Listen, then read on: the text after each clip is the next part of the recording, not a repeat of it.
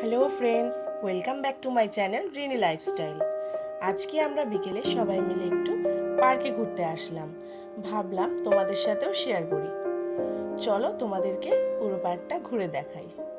দেখো পার্কটা কতটা সুন্দর, আর এখানে বাচ্চাদের খেলাধুলার অনেক জিনিস আছে। দেখো আমার ছেলে কিভাবে এনজয় করছে, আর আমরা বাচ্চাদের সাথে সাথে বাচ্চা হয়ে গেলাম। দেখো ওরা কিভাবে মজা করছে। অনেক হলো, এবার বাড়ি ফেরার পালা।